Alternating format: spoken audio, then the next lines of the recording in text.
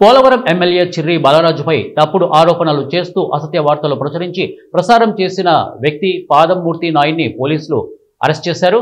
ఇక ప్రజల మధ్య అపోహలు కలిగించేందుకు ఇదిలా ప్రయత్నించిన వ్యక్తిపై చట్టపరంగా చర్యలు తీసుకోవడం అభినందనీయమని పలువురు అభిప్రాయపడుతున్నారు. ఈ మేరకు స్పందించిన జనసేన పార్టీ ప్రధాన కార్యదర్శి గెడ్డే మనుగు రవికుమార్ మాట్లాడుతూ, ఒక ప్రజాప్రతినిధిపై నిరాధారమైన ఆరోపణలు చేయడం మానసికంగా బాధించడం నేరమని, ఇలాంటి చర్యలు సంభవించకుండా చట్టం తన పని తాను చేసుకుపోవడాన్ని హర్షించారు. ఏ తప్పు చేయని దానికి ఎంతో పరిపాలన ముందుకు సాగుతున్న తరుణంలో ఇలాంటి బ్లాక్మెయిల్ రాజకీయం చేయడం ఏంటి అనే ఉద్దేశంతో ఆఫీస్ నుంచి తిరస్కరించడం జరిగింది. అతనికి చేతనైంది చేసుకోమను, ఎవరు ఏ రకమైన ప్రలోభాలకి లొంగద్దని చెప్పేసి ఆఫీస్ సైడ్ నుంచి చెప్పడం జరిగింది. అప్పటి నుంచి అతను ఒక టార్గెట్గా తీసుకుని ఒక కథనాల ప్రకారం ఒక సీరియల్లో కూడా ఇంత ట్విస్టులు ఉండవు.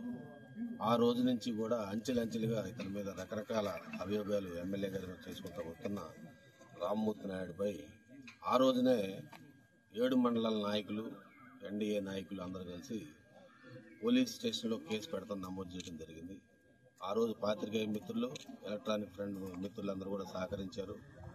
కానీ పోలీస్ ఇంట్రాగేషన్ ప్రకారం మేము ఇచ్చినంత మాత్రాన వాళ్ళు పరిశీలన చేసుకుని ఇతను జిల్లాలో చాలామంది ఎమ్మెల్యేని బ్లాక్మెయిల్ చేయటం, అలాగే జిల్లాలో అధికారులు కొంతమందిని బ్లాక్మెయిల్ చేయటం, ఆఖరికి రాష్ట్ర స్థాయిలో పెద్దల మీద కూడా ఇతను రాసి బ్లాక్మెయిల్ చేసే కార్యక్రమాల్లో ఉన్నారని చెప్పి వాళ్ళ ఇంటెలిజెన్స్ రిపోర్ట్ అంతా తీసుకున్న తర్వాత ఈ మధ్యన కథనం రీసెంట్గా కూడా బ్లాక్మెయిలింగ్ అతనికి 25 లక్షలు ఇవ్వలేదనే కార్యక్రమాన్ని కంటిన్యూటీ చేసుకుంటూ కూడా మధ్యలో ఇప్పటికైనా సరే నా సంగతి తెలిసింది కదా, ఇప్పటికైనా కాంప్రమైజ్ అవుతే కనుక ఈ కథనాలు ఆపుతామని చెప్పడం జరిగింది.